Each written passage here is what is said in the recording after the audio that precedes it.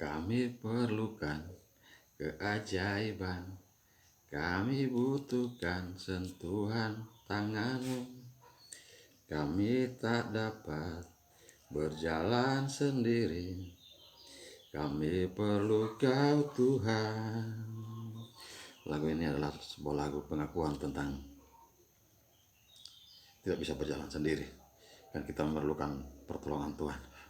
Ini adalah pengakuan bahwa sungguh lemah di hadapan Tuhan kita, dan kita mengharapkan pertolongan itu daripada Tuhan. Dan sesungguhnya saat kita mengharapkan pertolongan daripada Tuhan, dengan iman yang teguh, pertolongan itu datang. Anak kepala rumah ibadat dalam Matius 9 ayat 18 dan seterusnya menceritakan tentang anak dari kepala rumah ibadat yang sudah meninggal, saudara. Ayat yang ke-18, sementara Yesus berbicara kepada mereka, datanglah seorang kepala rumah ibadat lalu menyembah Dia dan berkata, Matius 9 ayat 18, kepala rumah ibadat ini datang menyembah Tuhan. Ia sadar bahwa Tuhan layak disembah. Sebelum ia mengutarakan isi hatinya, ia menyembah Tuhan terlebih dahulu. Lalu selanjutnya ia mengatakan bahwa anakku perempuan baru saja meninggal, tetapi datanglah dan letakkanlah tanganmu di atasnya, maka ia akan hidup. Setelah ia menyembah Tuhan, ia lalu mengutarakan isi hatinya kepada Tuhan. Lalu tanpa berkata banyak, Tuhan mengikutinya ke rumahnya. Ada bagian yang dilakukan oleh orang tua ini, yaitu menyembah Yesus. Menunjukkan kepada orang lain, kepada murid-murid Yesus di sana, kepada orang lain yang ada di sana bersama Yesus, bahwa ya benar-benar Yesus layak disembah. Ia tidak malu. Ia melakukan tindakan yang benar di saat ia memerlukan pertolongan Tuhan. Ia membutuhkan sentuhan tangan Tuhan. Datanglah dan letakkanlah tanganmu atasnya, maka anakku akan hidup. Yesus tanpa berkata banyak. Lalu Yesus pun bangunlah dan mengikuti orang itu bersama-sama dengan murid-muridnya. Yesus mengikuti orang ini. Jadi setelah ia menyampaikan isi hatinya, ia terus membawa Yesus datang ke rumahnya. Yesus sebagai manusia tentu tidak tahu di mana rumahnya, tetapi ia terus datang dan membawa Yesus ke rumahnya. Ada bagian di mana harus kita lebih dahulu bertindak. Dan dalam cerita ini Yesus mengikuti dari belakang. Dia terus melakukan yang dia lakukan, lalu Yesus pun melakukan bagiannya. Nah, setelah tiba di rumahnya, ayat 23, ketika Yesus tiba di rumah kepala rumah ibadat itu dan melihat peniup seruling dan orang banyak ribut, berkatalah ia, pergilah. Nah, ini Yesus melakukan bagiannya. Setelah tiba di rumah kepala rumah ibadat itu, Yesus langsung menyuruh orang-orang di sana, pergilah. Yesus langsung bertindak. Karena anak ini tidak mati tetapi tidur. Tetapi mereka menertawakan dia. Setelah orang banyak itu diusir, Yesus masuk memegang tangan anak itu, lalu bangkitlah anak itu. Hal yang wajar, saudara. Kalau orang-orang menertawakan Yesus saat Yesus bilang bahwa anak ini tidak mati tapi tertidur, ini hal yang wajar. Dan bisa jadi kita pun menertawakan Yesus karena anak ini sudah mati. Dan mungkin ada kalimat-kalimat lain yang wajar dikatakan juga bahwa ya sudahlah, gali lubang sudah dan kita kubur sudah. Persiapan sudah, kremasi sudah, siapkan rempah-rempah sudah. Ini hal yang wajar. Nah, Yesus tahu bahwa kita manusia yang lemah. Kadang-kadang dalam situasi sulit, kita mendapatkan masukan yang bisa diterima dengan baik, masuk dalam logika, dalam akal sehat, kita mengikutinya dan kita sudah jadi jauh daripada Tuhan. Contoh saja, saudara, kalau saudara buru-buru ke gereja karena mungkin bangun terlambat, lalu ada yang bilang bahwa sudahlah, tak sampai gereja lagi, jangan sampai lu pergi gereja Sumulai, lu sampai gereja Sufirman, lu sudah terlambat. Lalu hari ini wajar, ya karena waktu sudah mepet, bisa jadi memang benar, akhirnya kita mengurungkan niat tidak ke gereja. Padahal saudara tahu, kalau sampainya Anda di gereja, paling tidak masih ada satu pujian, atau paling tidak ada masih dapatkan sedikit ringkasan khotbah, sedikit khotbah dari pendeta atau apalah hal baik. Dan memang baik kalau kita bergereja sekalipun terlambat. Kalau kita mau terus datang ke gereja, ini hal yang baik. Tapi masukan yang baik dari orang lain ini sudah bisa membuat kita untuk tidak datang ke gereja. Dan ini kita perlu hati-hati terhadap banyak masukan, terhadap banyak bantuan dari orang lain. Terkadang membuat kita akhirnya jauh dari Tuhan. Pergilah karena anak ini tidak mati, hal yang wajar. Yesus melakukan bagiannya. Yesus memegang tangan anak itu, lalu bangkitlah anak itu. Nah, ada teman dalam pergumulan hidup, saya bilang dengan dia bahwa kalau pergumulan hidupmu ini memang Tuhan izinkan supaya lu bisa dekat dengan Tuhan, maka tandanya, salah satu tandanya, Tuhan akan memisahkan lu dari orang-orang lain yang tidak suka berdoa, memisahkan lu dari orang-orang lain yang bisa membuat lu jauh daripada Tuhan. Karena hal ini saya alami awal-awal mau ikut Tuhan. Teman-teman yang dulunya sama-sama nongkrong di jalan, sama-sama jalan tepelip sana kemari, duduk minum mabok ini, akhirnya satu-satu jauh daripada saya. Dan terakhir sudah tinggal saya dan orang-orang yang mendukung dalam doa.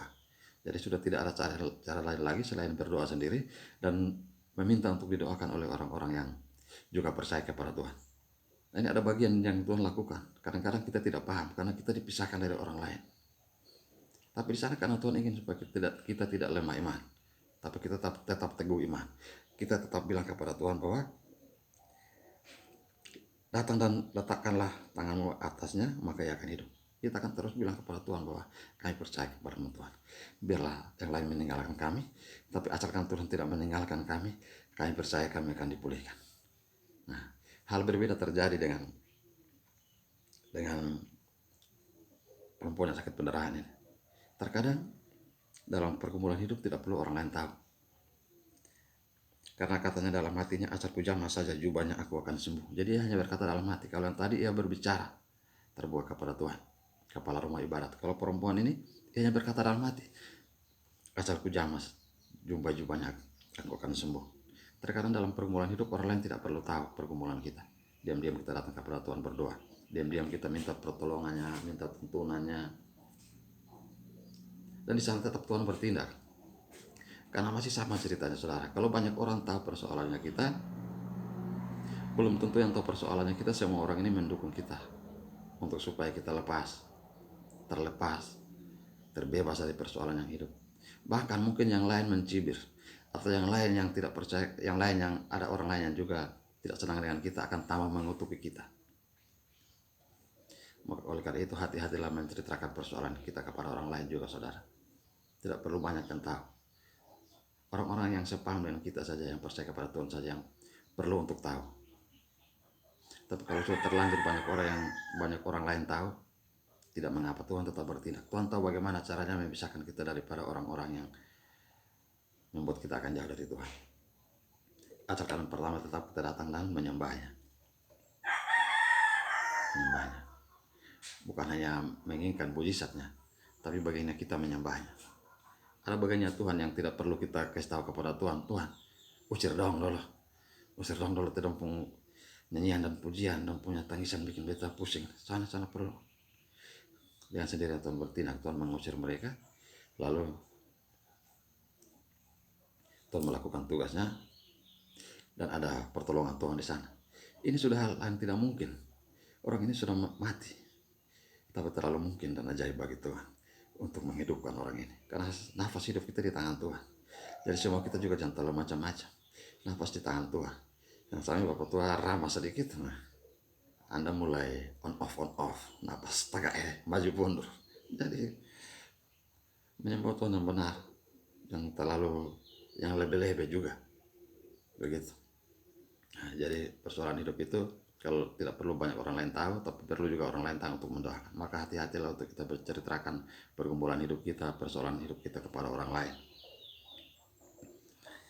12 tahun orang ini sakit, tentu banyak hal yang sudah ia tempuh untuk mendapatkan kesembuhan. Dan terkadang orang-orang dengan mendapati hal seperti ini dalam hidupnya sudah putus asa. Ya sudahlah, biar sudah ini sakit sembuh-sembuh, lalu mereka tidak mau berdoa lagi. Nah ternyata mungkin karena perempuan ini belum menemukan Yesus. Di saat dia datang menemukan Yesus, dia menjamah jubahnya ini di bagian bawah, jadi dia juga pasti membungkuk seperti orang menyembah. Zaman dulu menyembah membungkuk, sujud sampai ke tanah. Saat dia berjumpa dengan Yesus, ada mujizat terjadi. Maka tetaplah mencari hadirat Tuhan. Perjumpaan dengan Tuhan tidak akan mengecewakan kita saudara. Maka sejak saat itu sembuhlah perempuan itu. Langsung sembuh.